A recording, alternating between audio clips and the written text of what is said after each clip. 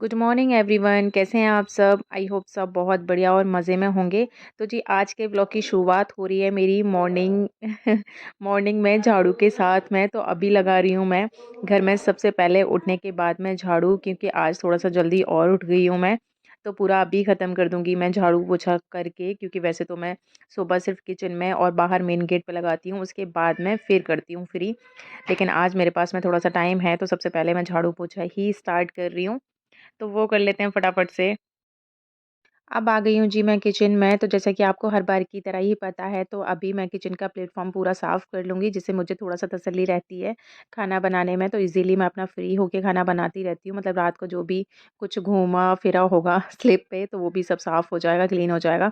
तो बस मैं अब कर रही हूँ तैयारी खाना बनाने की, क्योंकि सुबह इनका होता ही है। आज थोड़ा-सा लेट जाने का पहले हो रहा था। इन्होंने बोला कि मैं आज थोड़ा-सा लेट जाऊँगा ऑफ़िस में, लेकिन फिर कॉल आ गया है ऑफ़िस से कि इनको टाइम से ही जाना है। तो बस मैं किचन में फटाफट से कर लेती हूँ तैयारी। जैसे कि कल मैंने सरसों का साग उबाला था, उसमें ही मैंने लास्ट में लहसुन, अदरक और हरी मिर्च खूब सारी मतलब डाल दी थी उसके अंदर। वो मैंने क्लिप नहीं बना पाई थी।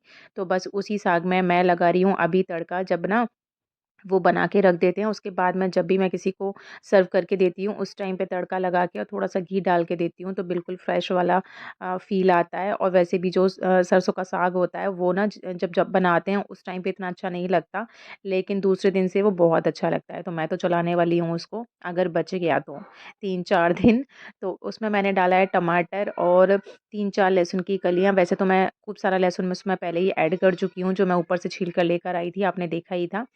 लेकिन फिर भी मैंने 3-4 कलियाँ उसमें लहसुन की और डाल दी हैं। तो साइड से वो टमाटर जब तक सॉफ्ट हो रहे हैं, तब तक मैं इधर बना ले रही हूँ उनके लिए रोटियाँ। क्योंकि मैं बहुत आराम से बैठी हुई थी, उन्होंने जब मना कर दिया था कि ऑफ़िस में 12 बजे के बाद मैं जाऊँगा। लेकिन अब एकदम से बोला है, मतलब रीज़न ये हुआ था कि इनके एक फ्रेंड हैं, उनके भाई के हुआ था बेबी। तो वो दो 2 ढाई महीने के आस-पास में हो गया था। लेकिन अब पता नहीं अचानक से क्या हुआ कि वो फ़ीड करा रही थी उनकी वाइफ़, और एकदम से बच्चे की डेथ हो गई। मतलब इतना टाइम ही नहीं मिला कि हॉस्पिटल लेकर जाते या उसको दिखाने-खाने कहीं लेकर जाते। अचानक से ही, और क्या प्रॉब्लम हुई उसको कि दूध अटक गया, क्या दिक्कत हुई। तो उस रीज़न की वजह से मतलब इन्होंने छुट्टी ले ली थी आज ऑफ़िस की। लेकिन वहाँ जब ये घूमने गए थे, अब भगवान की मर्ज़ी के सामने क्या ही हो सकता है, क्योंकि हुआ तो भई बहुत गलत है। ये 2 ढाई महीने का बच्चा बहुत ज़्यादा अटैचमेंट हो जाता है। और अब लेकिन क्या ही कर सकते हैं, भगवान की जो मर्ज़ी होती है वही होता है। तो फिर इन्होंने छुट्टी ले रखी थी आज की, लेकिन वहाँ सब कुछ मतलब फ़िनिश हो गया है। तो इनको टाइम है अभी, अभी बज रहे हैं 10:30 का टाइम है। तो फिर इन्होंने बोला है मेरे पास में टाइम है, तो फिर मैं ड्यूटी चला जाता हूँ। तो उनका अचानक से ऐसे करके बोला, क्योंकि मैं फ्री होके बैठ चुकी थी। मुझे लगा कि शायद अब तो आज जाना ही नहीं है, तो आराम से ही खाना-पीना बना लूँगी। लेकिन फिर एकदम से जब बोला है, तो मैं आ गई हूँ फटाफट से किचन में। और किट्टू थोड़ी-सी मेरी हेल्प करवा रही है कि वो उनको तो टाइम बिल्कुल लगा नहीं, आते ही वो बस नहाने चले गए। 15-20 मिनट में मुझे पूरा, मतलब 15 मिनट में मुझे पूरा खाना तैयार करना है। तो फिर किट्टू साइड से उनका लंच बॉक्स तैयार कर रही है, सैलेड काट रही है एक्चुअली। और एक टिफ़िन में लेकर जाएँगे वो सैलेड, एक में रखूँगी मैं साग और हरी मिर्च का अचार, क्योंकि साग के साथ में हरी मिर्च का अचार बहुत अच्छा लगता है। और बनाई हैं आज मैंने गेहूँ की रोटियाँ। वो तो बोल रहे थे बाजरे की रोटी बनाने के लिए, लेकिन इतना पॉसिबल नहीं था, इतनी जल्दी नहीं हो पा रहा था। और आटा मतलब तैयारी तो मैंने सुबह पूरी करके ही रखी थी खाने-पीने की, लेकिन फिर बाद में ये वाला जो इनके फ्रेंड के भाई के बच्चे वाला जो सीन था, वो बाद में हमें पता लगा। तब तक मेरे खाने की पूरी तैयारी हो चुकी थी, इसीलिए बन गया है फटाफट से मेरा खाना। तो यहाँ मैं इनका खाना तैयार कर देती हूँ। खाना उनका बन चुका है, मतलब ब्रेकफ़ास्ट में मैंने 2 रोटियाँ बनाई हैं, तो रोटियाँ बन चुकी हैं उनकी। टिफ़िन किट्टू ने लगा के उनके बैग में सेट कर दिया है। और ये मेरा भरा जा रहा है थर्मस पानी का, मतलब मिल्टन को भर के मैं रखती हूँ इसको पूरा दिन गर्म पानी पीने के लिए। तो ये सुबह का है, जैसे ये पानी ख़त्म हो जाएगा फिर मैं वापस गर्म करके रखूँगी। तो दिन में मैं 2.5 से 3 लीटर आराम से पी लेती हूँ, 3 से ज़्यादा ही हो जाते होंगे मेरे पानी के। तो जब भी मुझे प्यास लगती है, तो मैं अपना पानी ये वाला गर्म पानी पीती रहती हूँ। अभी यहाँ चल रहा है इनका ब्रेकफ़ास्ट, और मेरा साइड से चल रहा है पानी। तो जितनी देर मैं यहाँ बैठती हूँ, मतलब हमेशा का ही रहता है कि जब वो ब्रेकफ़ास्ट कर रहे होते हैं, तो मैं यहाँ अपना पूरा काम छोड़ के मुझे 5-7 मिनट के लिए मैं यहाँ बैठती हूँ। उतनी देर में मैं पी लेती हूँ अपना गर्म पानी। तो फ्री होके नहीं बैठती, मेरे को जब भी बैठने का मौका मिलता है, तो 1-2 ग्लास मैं पानी पी लेती हूँ। तो इस बहाने से पानी भी पिया जाता है, और जो हम बैठे हुए हैं वो टाइम का भी यूज़ हो जाता है। तो आप लोग भी ऐसे ही किया करिए, क्योंकि ना पानी इनटेक बहुत ज़्यादा कम हो जाता है सर्दियों में। तो वो चीज़ नहीं, जब भी फ्री बैठी होती हूँ, मतलब मैं तो अपना बता रही हूँ कि जब भी मैं फ्री बैठी होती हूँ तो फिर मैं अपना मिल्टन और ग्लास मेरा लगभग साथ में ही चलता है, जहाँ मैं बैठी होती हूँ वहाँ। तो जब भी मुझे प्यास लग रही होती है तो फिर मैं पानी पी लेती हूँ। अब ये चले गए हैं ऑफ़िस, अब यहाँ से कर लेते हैं अपना वापस किचन का और घर का काम फटाफट से ख़त्म। उनके जाने के बाद मैं आ गई हूँ किचन में और यहाँ बना रही हूँ मैं फ्राइड राइस। जैसे कि कल किट्टू ने चावल बनाए थे, तो उसको रहता है कि जब भी चावल बनते हैं घर में तो नेक्स्ट डे उसको फ्राइड राइस ही बनवाने होते हैं, इसलिए वो थोड़े से चावल एक्स्ट्रा बनाती है। तो उसने चावल ज़्यादा बनाए हुए थे, बस मैं वही कर रही हूँ। और आजकल सब्जियाँ तो इतनी अच्छी आ ही रही हैं, तो फ्राइड राइस बनाने में और ज़्यादा अच्छा लगता है। तो मैंने इसमें जो वेजीज़ डाली हैं वो ली हैं, 2-3 गाजर ली हैं मैंने, और 2 पड़ी हुई थी मेरे पास में शिमला मिर्च और प्याज़ और लहसुन लिया है इसमें। और एक लिए छोटे साइज़ की फूल गोभी, जो कि छोटे-छोटे पीसेज़ में मैंने काट ली है, और चावलों को हाथ से मैंने बहुत अच्छे से अलग कर लिया है, जैसे कि थोड़े से चिपक जाते हैं वो चावल। तो बस वो मैंने हटा लिए हैं वहाँ से। और जब तक हमारा ऑयल गरम हो रहा है, तब तक मैंने सारी सब्जियाँ उसमें से चॉपर में से निकाल ली हैं, और इनको और मैंने सोयाबीन की बड़ियाँ में मैं इसमें डालूँगी, तो मैंने थोड़े से गर्म पानी में साइड से भगोनी में वो डाल रखे हैं चंक्स थोड़े से। तो उसको हम अच्छे से ठंडा होने के बाद मैं निचोड़ लूँगी, मैं इसमें से जो पानी होता है वो मैंने निचोड़ लिया है। और जो थोड़ा-सा ऑयल गरम किया है उसमें सबसे पहले मैं फ्राई करूँगी जो सोयाबीन की बड़ियाँ हैं। ये बढ़िया मेरी फ्राई हो गई हैं, अब मैं इनको प्लेट में निकाल लूँगी और फिर वापस डालूँगी इसमें थोड़ा-सा ऑयल। जो सब्जियाँ हैं उनको सौटे करके और फिर उसमें ही चावल अपने बनाएँगे।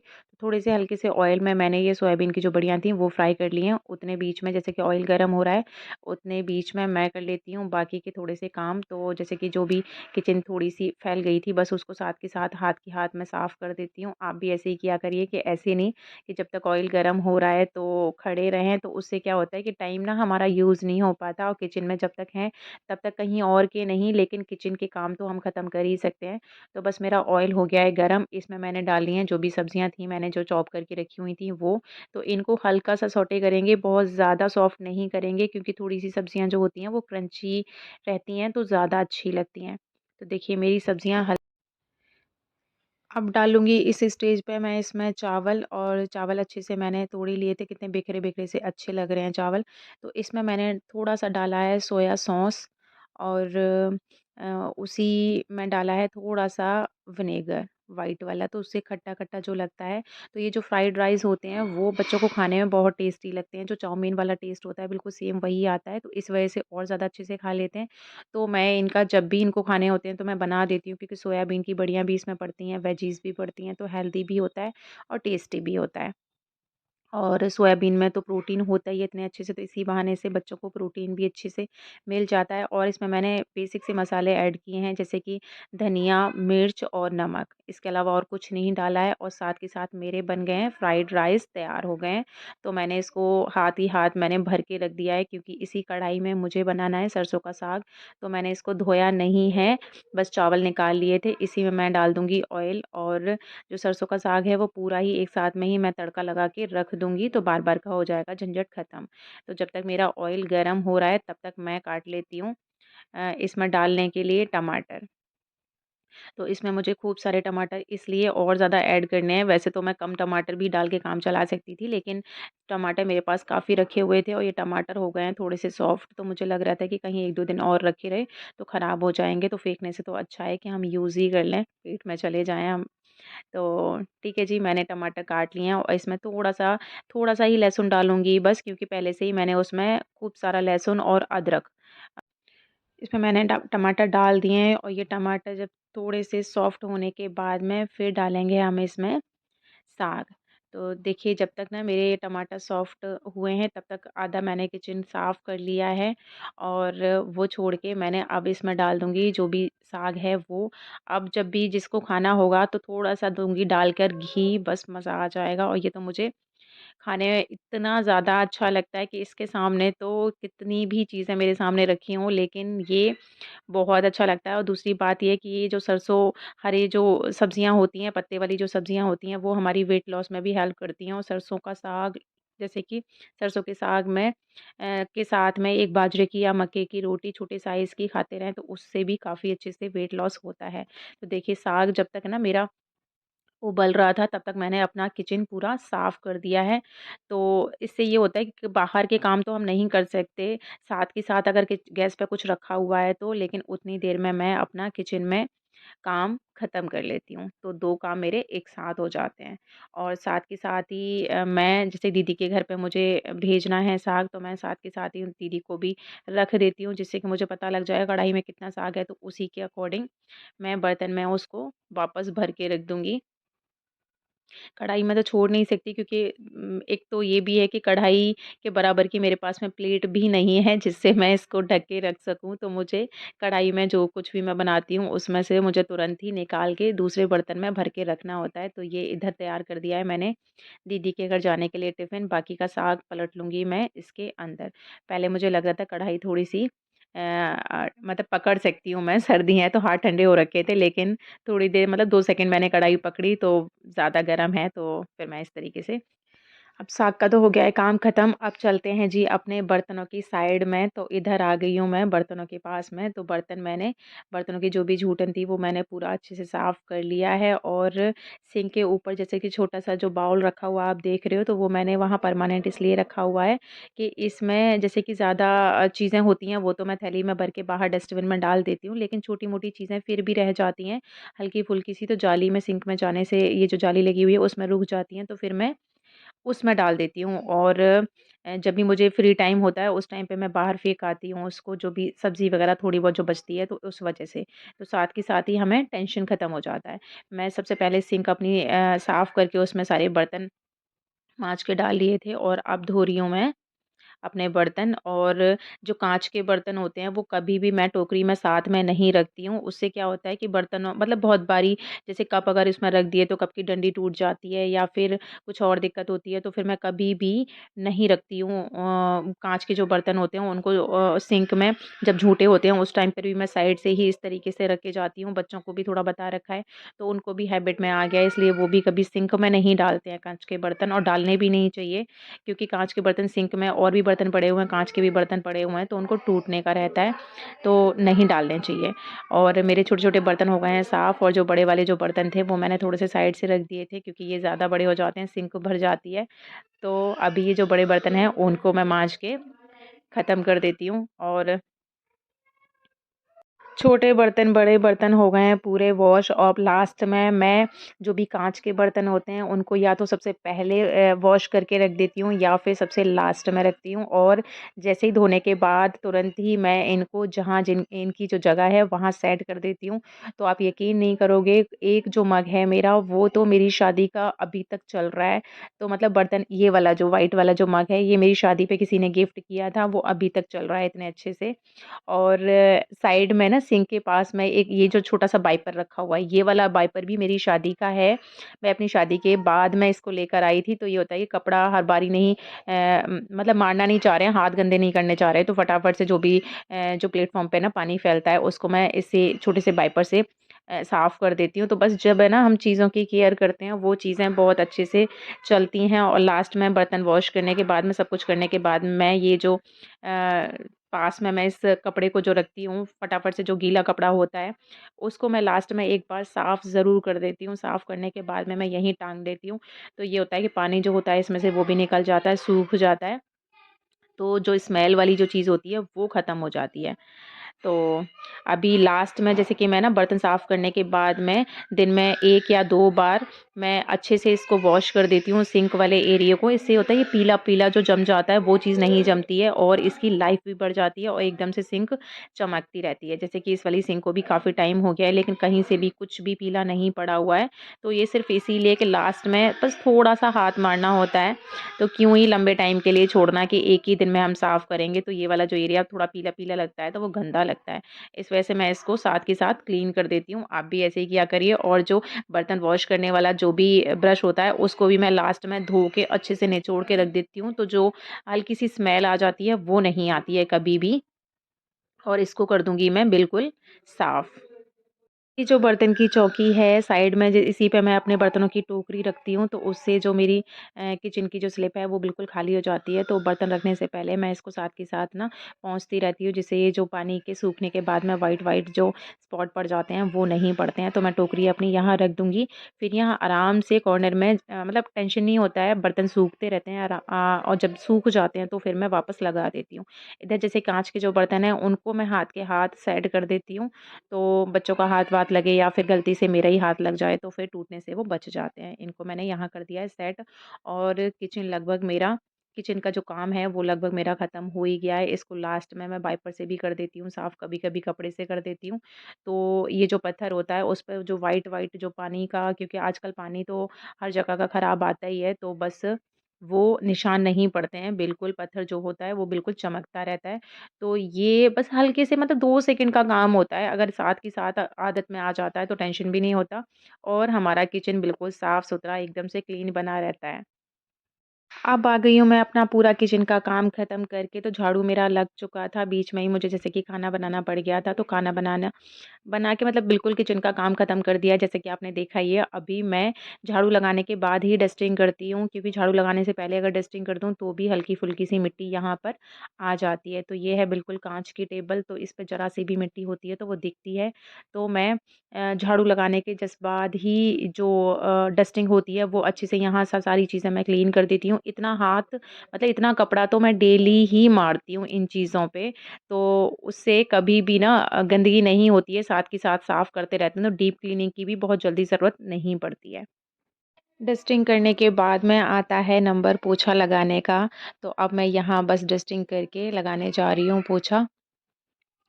तो पोछा सुबह का जो होता है वो आपको पता ही है कि मैं हमेशा है ना बैठ के ही कोशिश करती हूँ कि बैठ के ही पोछा लगा दूँ। और अभी जैसे थोड़ी-सी मेरी एक्सरसाइज़ भी इसके साथ में हो जाती है, और बाकी तो ख़ैर ये है कि सुबह जब मैं सो के उठती हूँ तो आधी एक्सरसाइज़ तो लगभग मैं बेड पर ही कर लेती हूँ, और बाकी की जो थोड़ी बहुत रहती है तसल्ली हो जाती है मुझे जब मैं ऐसे करके पोछा भी लगाती हूँ, तो घर भी थोड़ा-सा ज़्यादा साफ-सुथरा सा रहता है और मेरा क्लीनिंग भी हो जाती है तरीके से। तो अब आ गई थी मैं छत पे अपना नहा धो के, और ऊपर आके मेरा मोबाइल का नहीं चल रहा था नेट, इस वज़ह से मैं थोड़ा-सा बस लेट गई हूँ, सो नहीं रही हूँ, बस लेटी हुई हूँ। किट्टू बना रही है मेरी वीडियो, और मैंने फेस पे ना स्टॉल अपना ओढ़ा हुआ था, उसके बाद भी आरू की टी-शर्ट डाली हुई थी जिससे कि थोड़ा-सा डार्क हो जाए, मतलब धूप तेज़ ना मेरे फेस पे पड़े।